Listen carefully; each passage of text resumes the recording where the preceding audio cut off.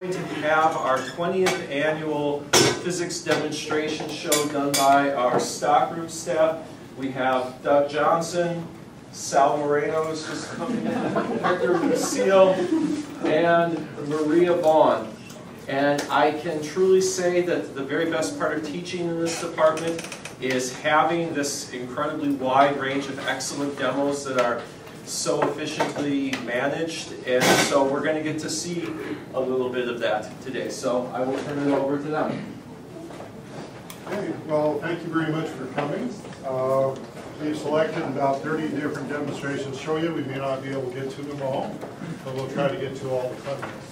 Okay. We like to usually start our lecture demos with electrostatics because they're the hardest to use in a lecture hall when there's moisture in the air. And the more people in here, the more reading that we do, the more moisture we'll have. So we'll do those first. And Hector's going to start off first with a Pepsi can. Yeah. So I have the Pepsi can. Since the campus is all Pepsi, so I decided to show one of these. You can get a whole bunch of do physics with common stuff like this PVC pipe and can. And then you just I'm gonna rub this right here and put some charge on it and see if it's enough to roll this can. Slowly up. Yeah. All right, slowly. Let me put some more.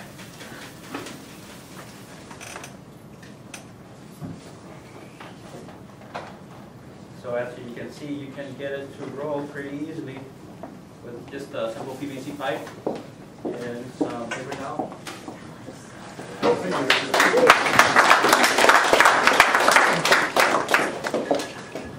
So we did that, and I'm going to charge by induction our popcorn cans here. So I'm going to charge up my board here. Let's see it.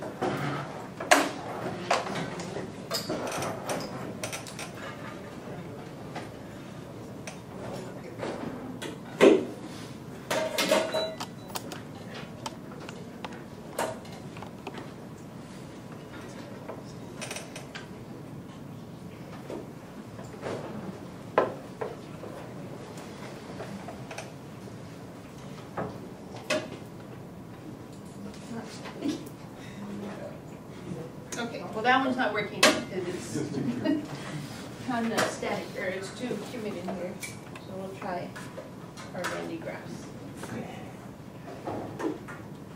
So they got me twin Vandy graphs since I have my twins here. And so.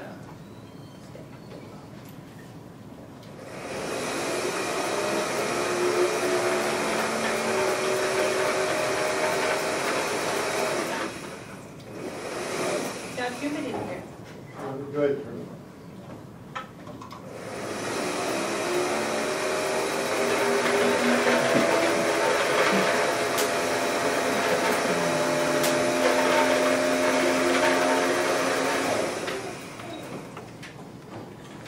So that's our popcorn machine.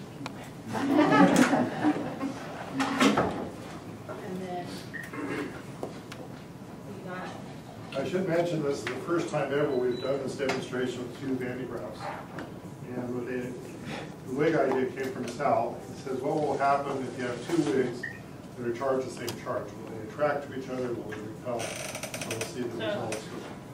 Yeah, I don't know if you guys have seen the wig before, but so this is two wigs. You can see the inside. I'll rotate it so Pairs. there's a big gap between the two Vandy graphs.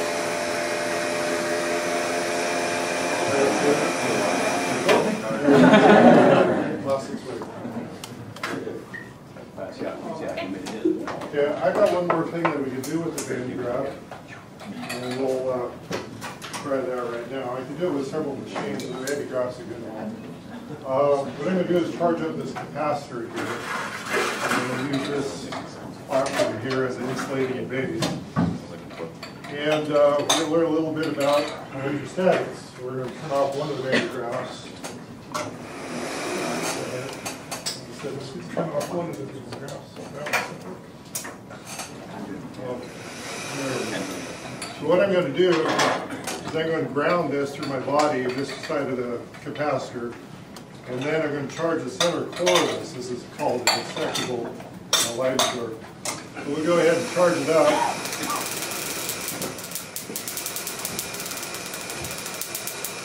And pull it away. Then if energy is stored in there, then we should be able to get it to come out. Okay. That's kind of the spark, isn't it? So we're going to show another characteristic of a capacitor in the process of this. Okay, where's the charge stored is the question. So we'll take this thing apart.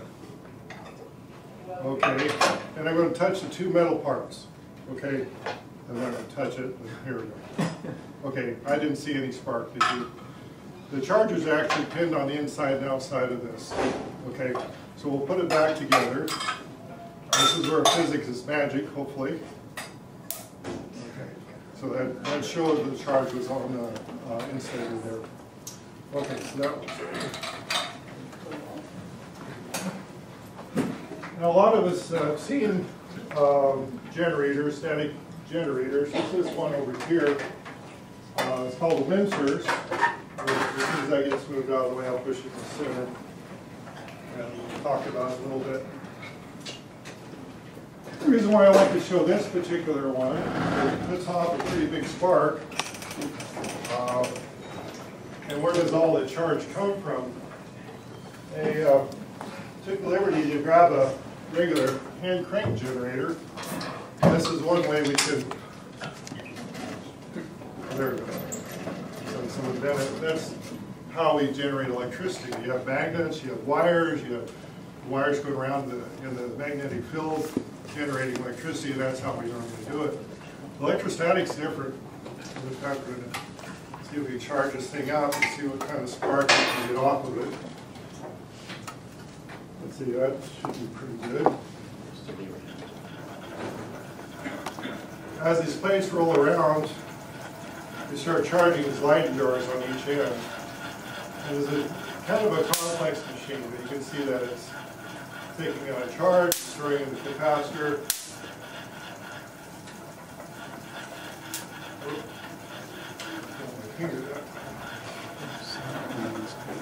The thing I should warn the faculty about, and this is part of the reason why we have these shows, is not to run this thing too fast.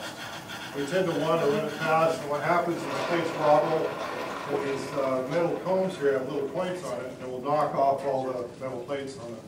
So it's good to run it slow. You shouldn't have to worry about it. Okay, so a lot of repair work to get it fixed. So what I'm going to do is I'm going to ignite this flame here.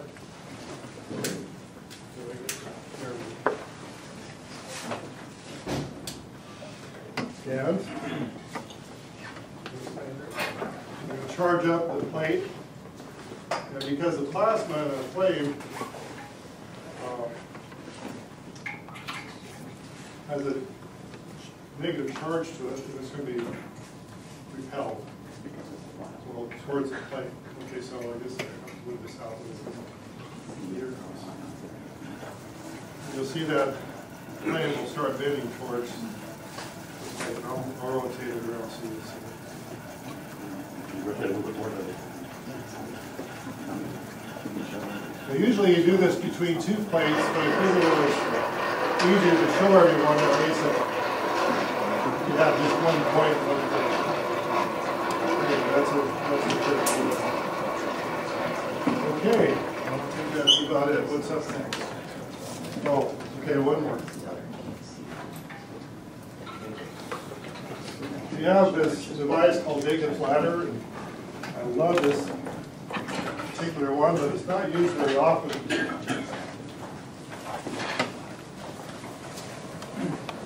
So this thing is a sine transformer that goes up to 10,000 volts. So you don't want to touch it. Okay, so it's very important we make sure it's not plugged in, for example. Okay, the gap has to be right. Looks like it's changed since we've transported it. But 10,000 volts can jump a half-inch gap pretty easily. Okay, depending on the moisture in the air.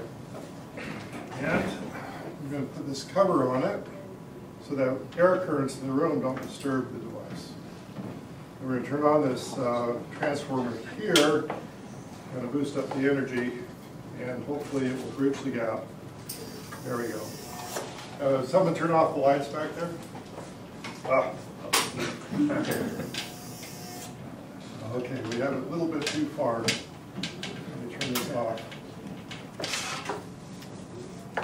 This is something we like to use during Halloween, so it looks a little bit mysterious. So why does it bridge the gap as it goes up? There you go, now self-starting. The air, as it heats up, and becomes less resistive, and so that it can bridge the gap as it goes further up. You can put a piece of paper between it, and it'll poke little holes through the paper, actually burn holes in the paper. So, anyway, I don't see that used too often, but it's a fun little demonstration. Okay, and so there's 10,000 volts there, so you got to make sure you're unplugged before you transport it. Okay, so Hector, you got it? Yeah, I'm going to show this properties of diamagnetic and paramagnetic of certain materials. You want to use overhead? Overhead is sort of in the corner over there. I'll get it. Turn on. Yeah, I don't know if it's, Well, yeah, you now, either- yeah, now. And this demo is just to show the properties of materials. I have carbon, black, and then these are, I think, aluminum.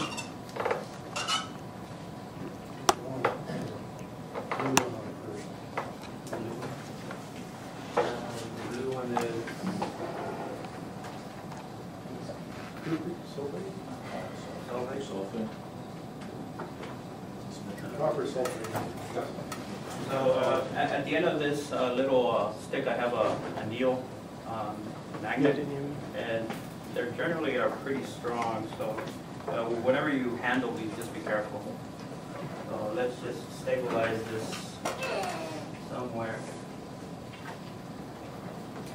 If you're overdrawn on your credit card, can I borrow that? Yeah, you can just erase it. So right here. You see how it's attracting it? Let's try this side. Pulls it back.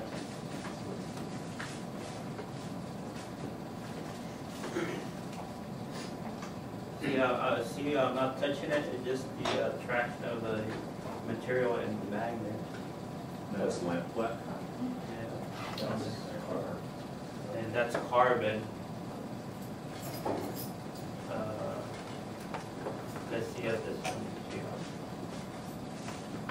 This one is also attractive. So this is just to show the properties of the. So it's a nice little demo to show. Let's try some water. Water? Yeah, we got water. What are the properties of water? So you can play around with this and show.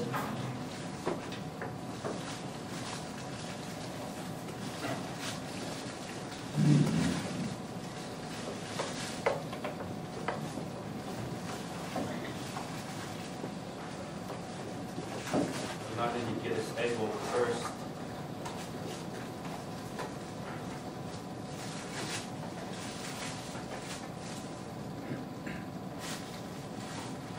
No, that's a repulsion. So with water, you get repulsion. Opposed to carbon, you get attraction.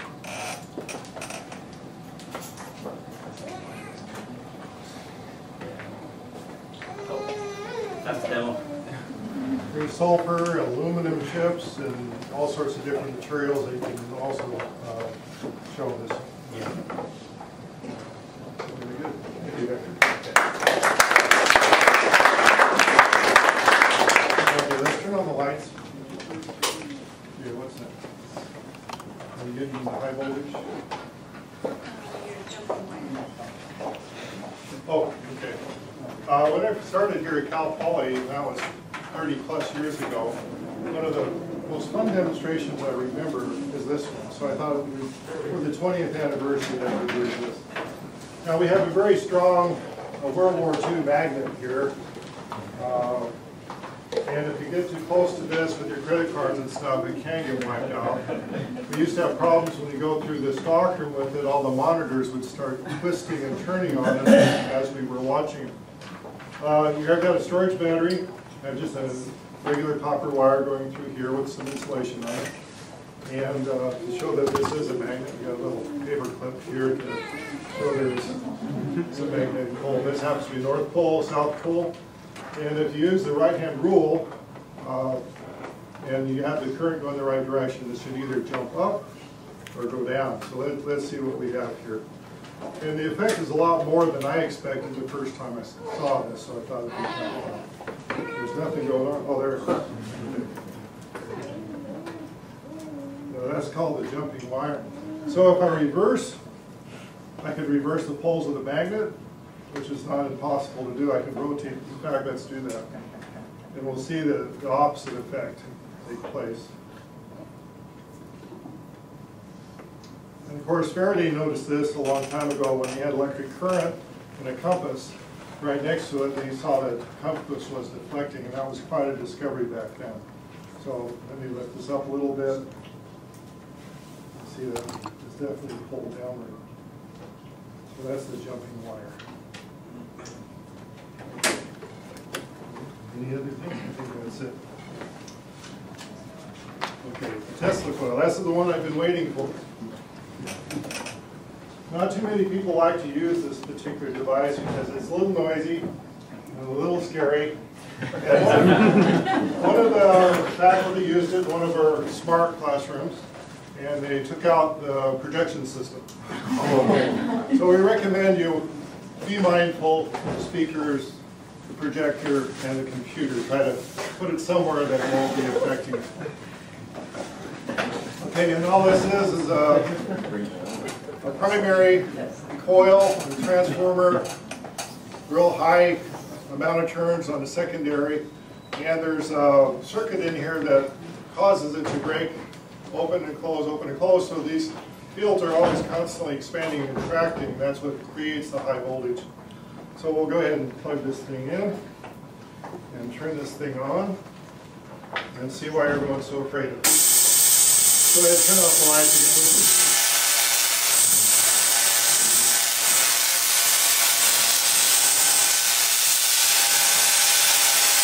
Now, of course, it's perfectly safe if you know what you're doing with it, but even when you know what you're doing with it, sometimes it can shock you. So we try to prevent that. And I'm grounding out the other side of this tube to the base, so hopefully I'll be able to light this remotely. Now, Tesla thought this would be a good way to transport energy to homes and businesses and stuff, but it was never fully adopted, and probably a little bit impractical. So, for many reasons. But anyway, just to show that. And then one of my favorite things to do is, leave that there. And this is a neon tube. And you can see that that's a little bit more sensitive. And you go pretty far away from the source and be able to get the current flow through that gap, and you can size the gas and cause it to flow.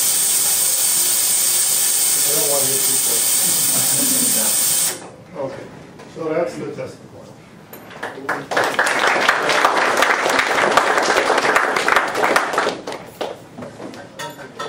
You can also kill my phone. I have a wireless charging on it.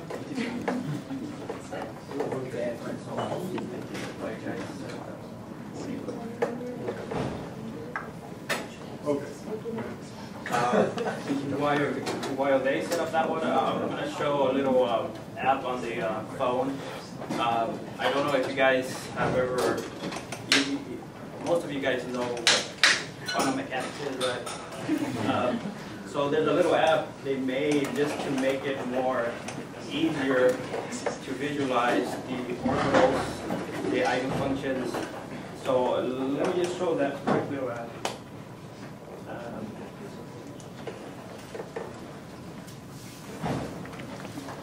I'm gonna lower the, so it's a little hard to sometimes visualize these orbitals, but with the help of this app, it's really neat.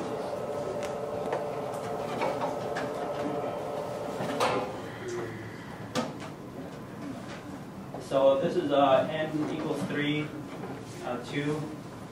So you can grab it and spin it, and it shows, you know, on the bottom it has the function. Then you can just tap it, it gives you the distribution. You can tap it again, it can give you the energy state, I think. So I just, it's just a nice little app to show you, you know, for if you want to explain a little bit to you know, friends or relatives. What's the app again? It's called Atom in a Box, and it's available for your iPhone or iPad. And I'm not getting commission on this, so I just.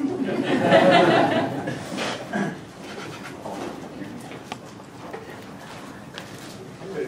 Go ahead, Caroline. Is there trees up in the screen? Okay, so let's see what we figured out. This is what we call the ping pong atmosphere. This goes to show you.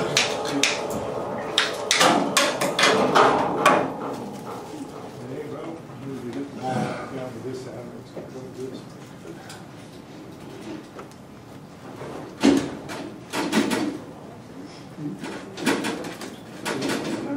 There you go. Okay. Do I have to ask, is our new unit the safe end or the? Well, if you know my history, you would be ducking for cover. Okay. Let's see, we do the seal off. What we're going to do is we're going to evacuate this tube. We have some seals on each end, so if the seals hold and hold back the atmospheric pressure, we will be able to launch a ping pong ball through this tube into those cans over there. And so now, and this is one of those awkward experiments because you can't transport it very easily. And so it's, so we put this on the last minute, and it takes a little time to do it. So I think if everything's going well, we'll go ahead and pull that atmosphere out. Plug in first.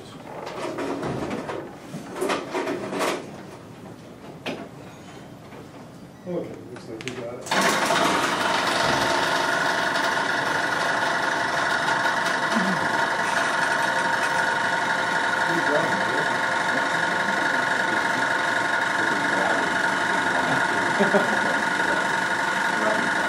We've at different universities measured the speed of the bars at excess, and we found it's around 300 miles per hour. And you think about that ball that's being transported down the tube, breaking the seal, and then it's going to go probably through the first can and embed itself in the second can, but sometimes it goes through the second can too. So we have a third can go just like that. Okay? And this will happen very quickly. It's loud, so I'm going to cover your ears.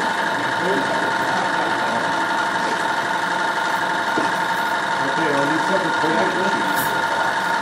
Ready? 1, 2, and...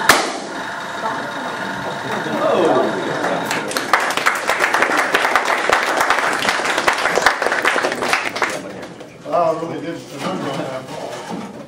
The ball actually broke in half. So anyway, that's the atmosphere gun, and it's amazing how much pressure the atmosphere has around us, especially when you remove it and put it in something.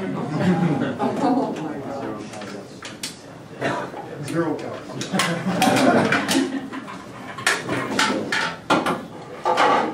We go through a lot of ping pong balls. We'll go ahead and pass this around for people to take a look at. I don't know. Do we have a video of this? We don't, because it actually did we get it? It's a high speed? Harvey Mudd has something similar. Oh, high speed one. You don't really see it on the regular camera. you know, I mean, you can video it, but then you want to see the ping pong crashing. Yeah. So if we get a high-speed camera, That would be nice. then we can video it on high speed.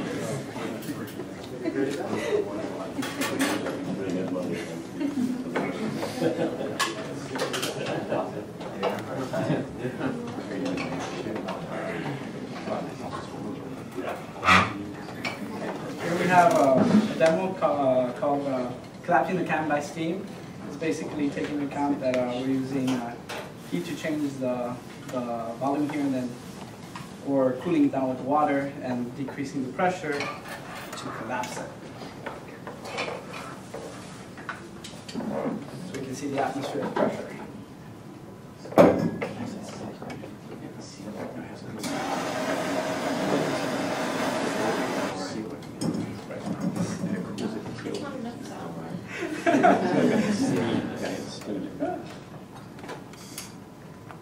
Easy help.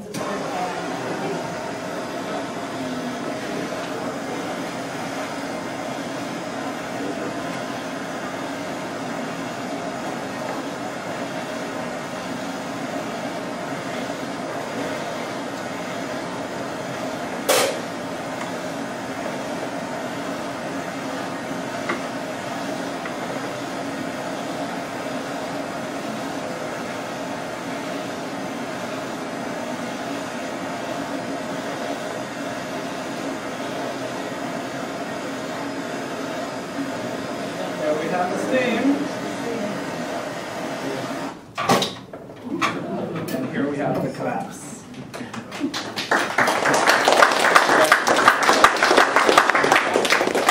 It takes a little bit longer, you can do that behind too. They have on YouTube a video of not a video, just a still picture of one of these tanker cars on a railroad.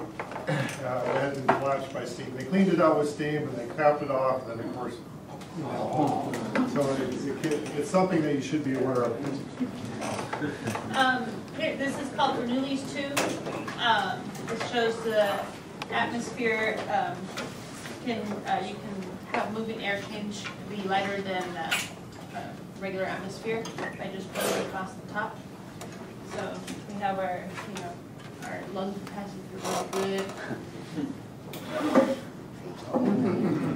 Bradley, I want you to come volunteer. See how well the, just blow across the top. Yeah, don't stand on this side, just blow across the top.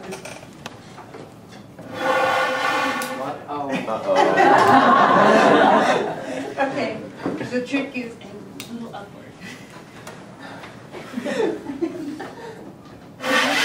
Yeah.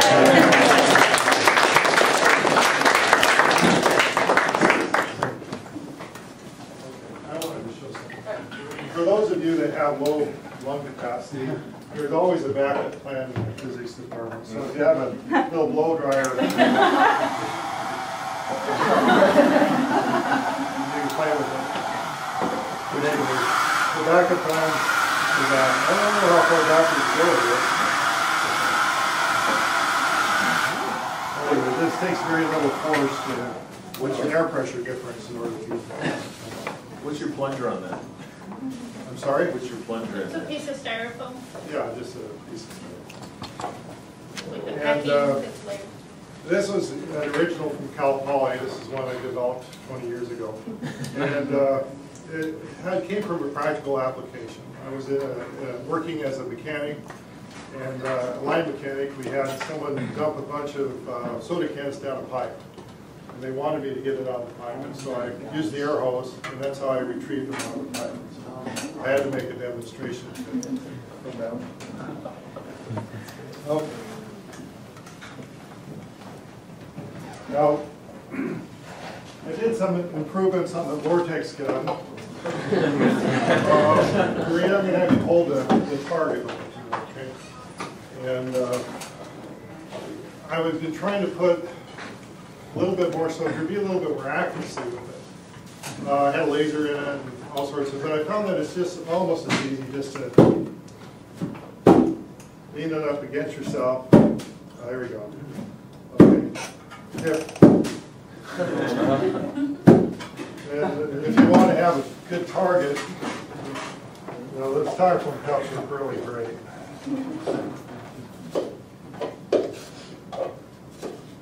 So you can have your pleasure, whatever you want to do here. Okay, here we go. Yeah, so, and this could be done pretty far back. Oh, come on, make me laugh. It's working pretty good.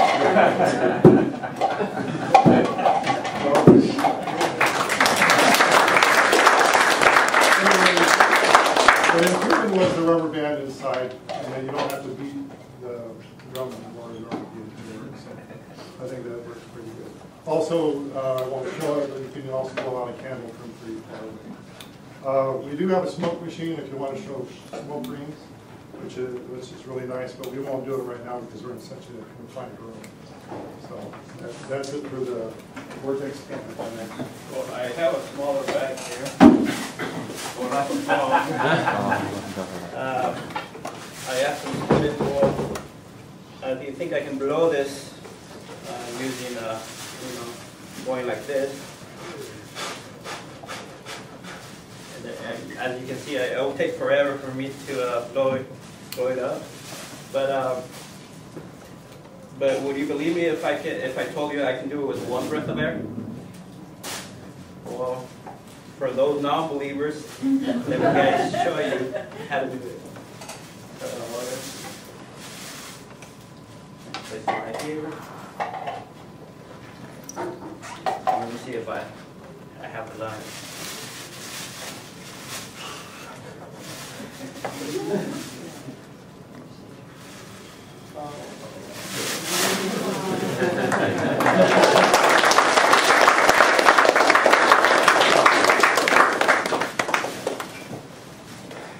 We have a demo here called the Howitzer and tunnel.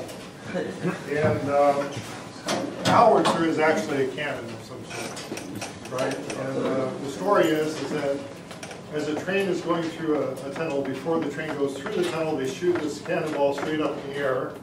And then when they come through outside the other end of the tunnel, they get hit by their own cannonball. Okay?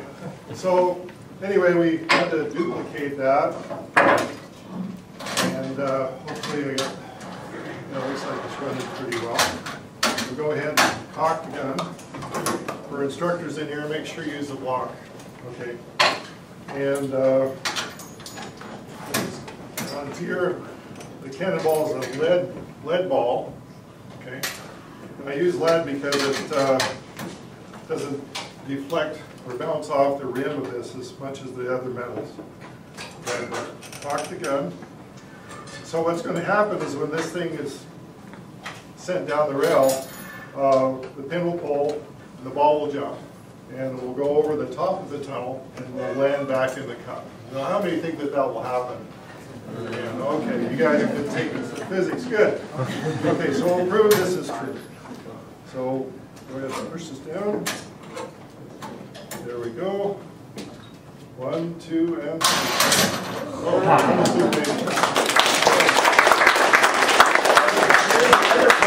that tunnel is kind of uphill tunnel. Will we have the same effect? Or will they escape, or will it hit behind them or in front of them? So let's give this another go and see what happens. Let's see. Again.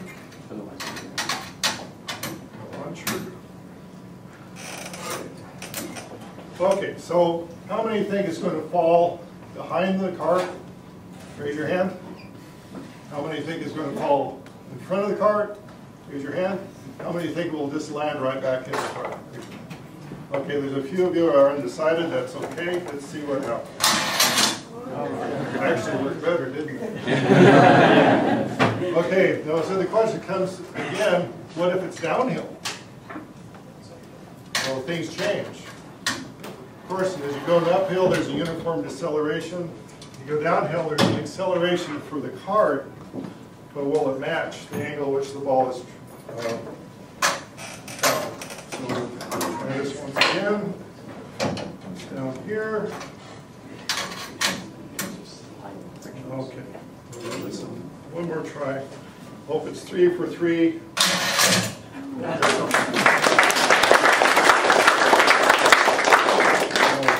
So we done that? Yes. You're good? Okay. Now the monkey gun, the large monkey gun, or the funnest and most enjoyable one.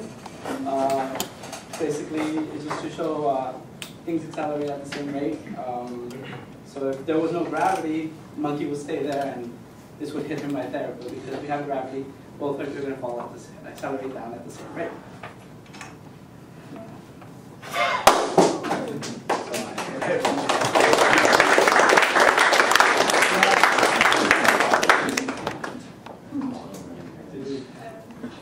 I think we lost. Temporary loss. Another ball? Yes, I do. You want to do the hat or just? I can try the hat. Now this is your skill level. You know, if you hit the hat, you're really good. I think we should try to miss the computer. Maria, you may want to stand this up.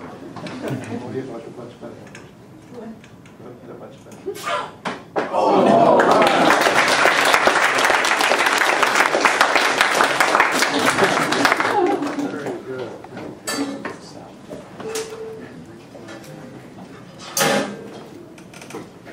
Okay. We're going to do what we call a ping pong, okay, or the bowling ball of death. It depends what you want to call it. It can be called the melon basher because they put a melon next to it when it swings back and forth. But or nose basher, I've heard that called that too. But whatever it is, we just got to be careful that we do it in a way that no one will get hurt, because we don't want anyone to get hurt with these demonstrations.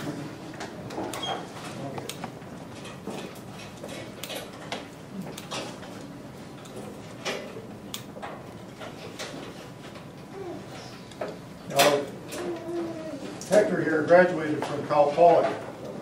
He has a lot of faith in physics. And so we're going to have him as being the guinea pig for this.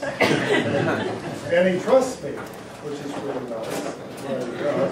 Okay, let's find out how far we need to set this. Finger closer. Okay, so what we're going to do, we'll get this up to his chin. So we're going to call it chin basher. Okay. Now he can't lean forward. That's why we have the stand here. And what we're going to do is we're going to set this thing in motion. Hopefully the roof will hold the weight of the bowling ball. And as it comes back, we know that there's not going to be as much energy as when it was released, right? So it always falls short of the target. Well, that's if I don't push it a little bit. So I'm not going to push it. We're just going to hold it straight, let it go, and don't lean forward back. There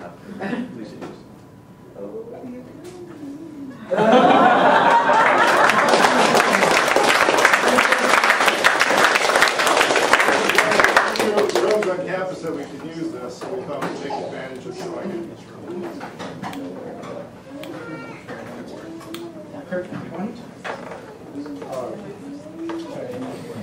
Just go further out right here.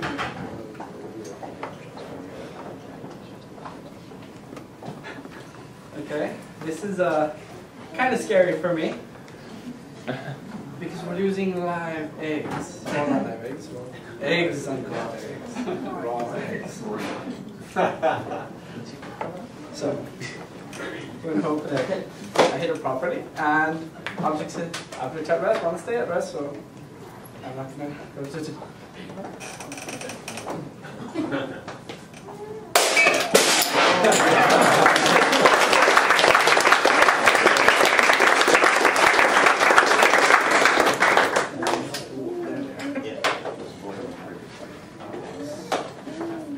Alright, so I have two balls, another ball right here, and these are just to show the reaction. So if I let go this one, bounces, Okay, so this one doesn't bounce that much. So, but if we combine them and see what happens, see what that will bounce. That's what you got to reset.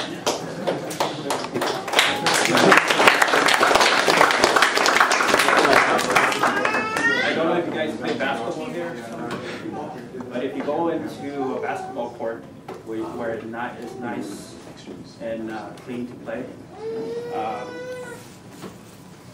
one question that I have, if you bounce the ball clockwise like this, is it going to bounce counterclockwise or clockwise? Huh? Clockwise? Counterclockwise? I think counterclockwise. All right, you think? All right. So it's a little tricky to do, but I think I got the technique.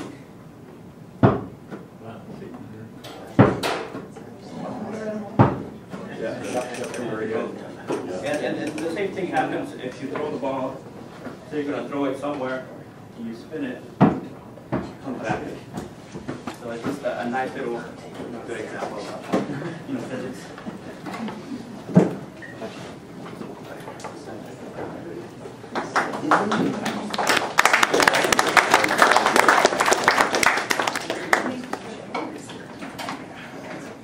During the summer, we had a technician meeting. We do this twice a year, in which we meet with other technicians in Southern California.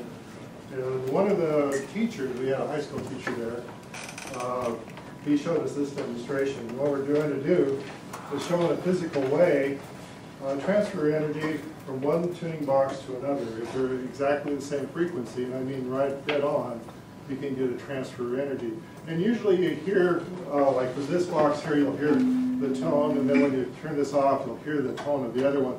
And in a large lecture hall, that's kind of difficult, okay, to hear that tone. So we came up with this modification, which the ping pong ball is resting up against the tuning fork, a little bit more in the center. And if it resonates with it, you'll see that ball, our ping pong ball, start bouncing. So here we go.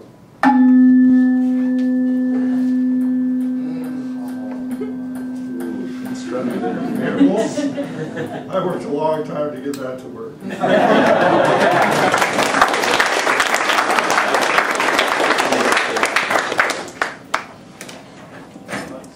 going to do the rocket. All right. So we're going to use this thing. Is it clear? Am I clear? Yeah.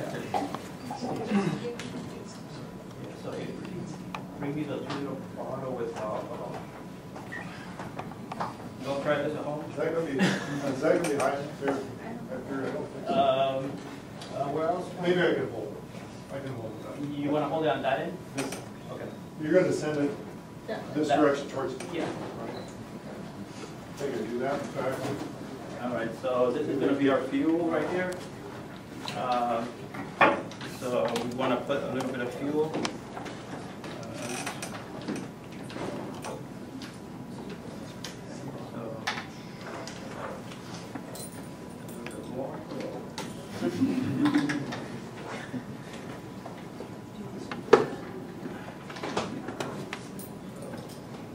Let's see if we can propel it.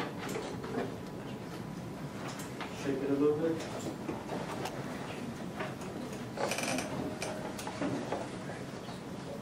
Alright, so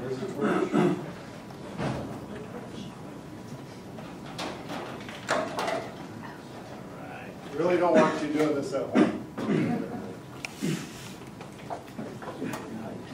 How about the classroom?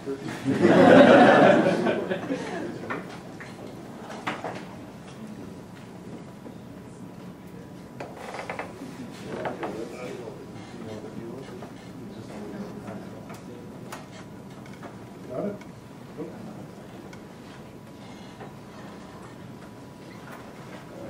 you guys ready?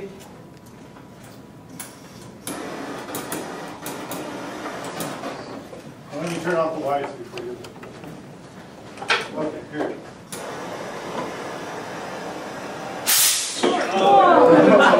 Whoa. All right.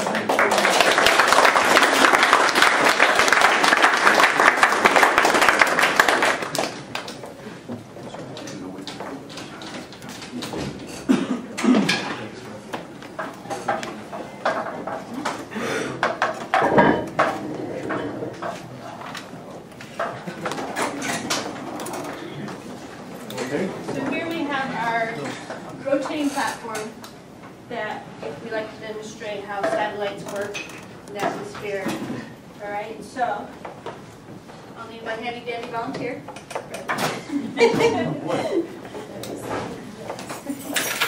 Okay, now step on the platform. Careful not to fall.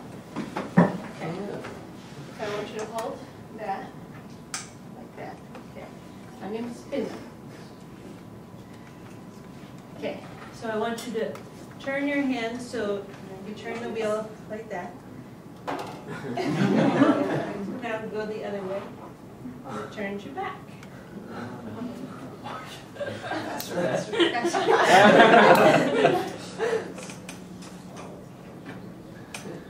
Well, here, I'll make it go faster this way. You can have your weights for you.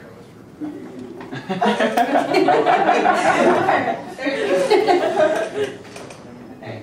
So grab a weight in each hand. So everyone's seen ice skating shows? Oh, yes. So hold your hands out. Okay.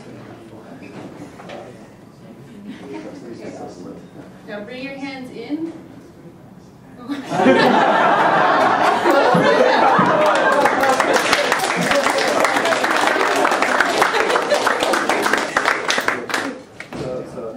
Out first.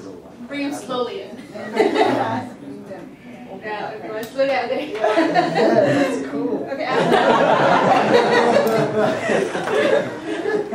How does this work? You know, I don't know. I suppose you could try to get Miss World Book of Records.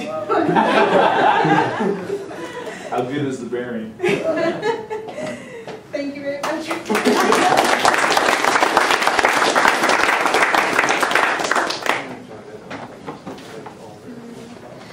Okay, all done then? Yeah. We're having to do some editing, last minute editing, because we're running out of time.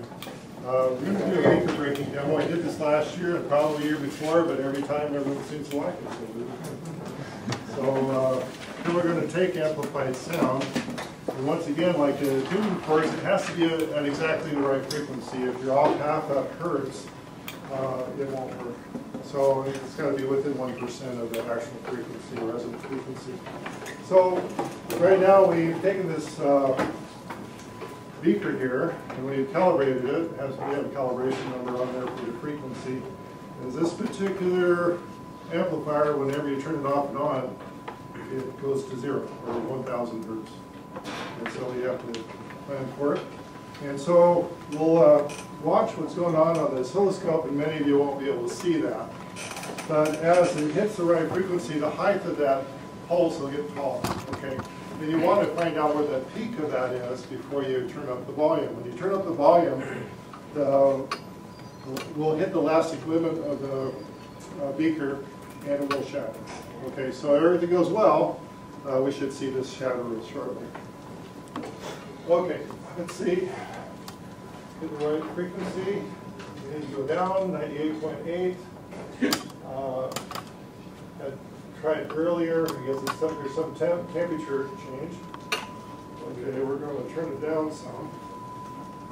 Now, if I go on either side, I don't want everyone to see this, but if you go on either side of the frequency, you'll see it will diminish. And you go too high, it will diminish. So you really want it right on top of that resonant curve there. Okay, so now, see if I can keep from getting into the picture here. I will turn up the volume, and we should see that big shatter. Okay, count 3. 1, 2, and...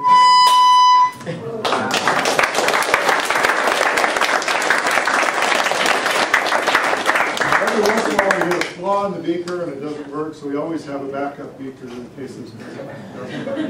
So, anyway, this time it worked.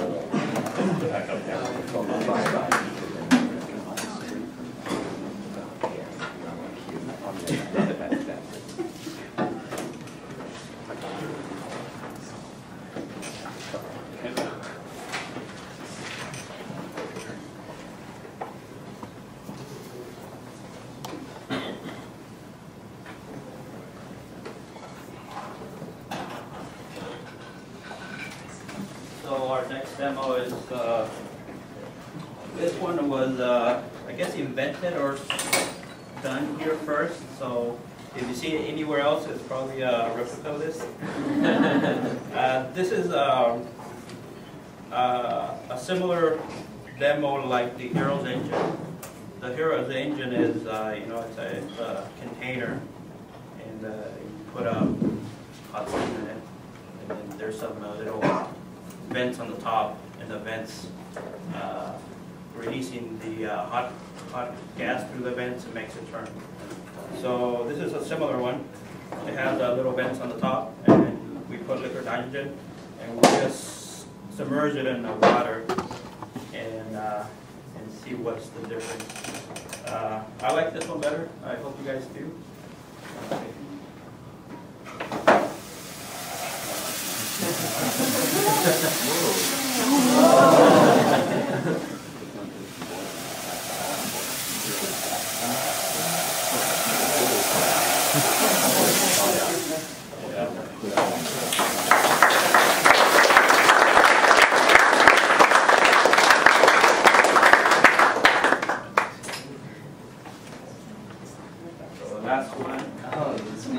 Okay, this is going to be our last demonstration for the evening, or the afternoon. We haven't used this demonstration for a long time, at least over 20 years, honestly. And the reason is we just don't like it. I don't. But because it was requested, we're sure. Okay, so keep those requests coming in. We have a volunteer. The professor that requested it is what's going to. No, I'm just teasing. Okay, but we're going to have our soccer and healthcare Sal is going to lay down on it. He has to do it very carefully. Go ahead and start from this one. Oh, you want that out? Yeah. Well, you have to practice this before you do this experiment. Okay. Of course, if there's only one nail there, we would have a problem, right? So because there's many nails there, the points of pressure are going to be evenly distributed over the back. That's your new shirt you bought? Decided if he's going to get blood on his shirt, it's going to be a cow polish.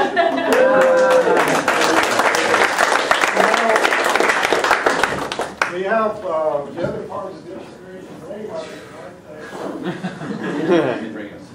All right. I give a little warning. I'm going to turn it this way. Okay. I can't. It's above your pay grade? How's that feel?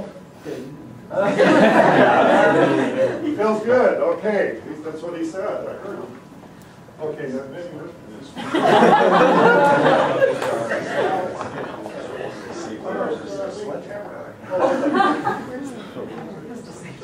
Now, Sal, we did agree on this. I did talk to you about I don't talk this too often, only after heavy objects. Now, if you had a choice for me to hit this, which one would you choose? Definitely the tiny one. Okay, here we go. We used to use a cinder block on the top of this. We'd hit it and it would split off, and it was quite dramatic, but we ended up with some injuries. So we're sparing it from that, but we're going to do something a little bit different.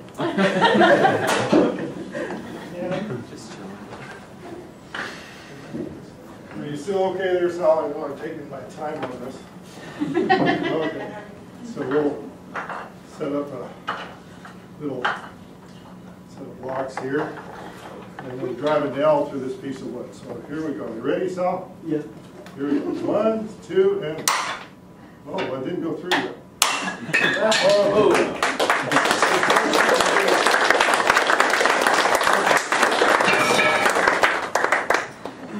Get them off safely, then we'll. For those who want to see this other demonstration themselves, Are you sure? I'm heavy. okay. You know it's hot. You have your iPhone in your back pocket. No, I make sure.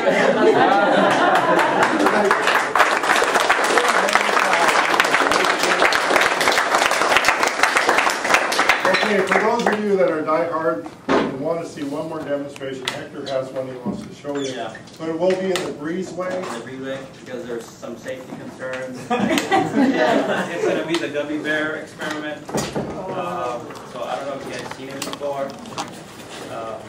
But I will show it on the replay. Yeah, if you want to. Anyway, thank you so much for coming.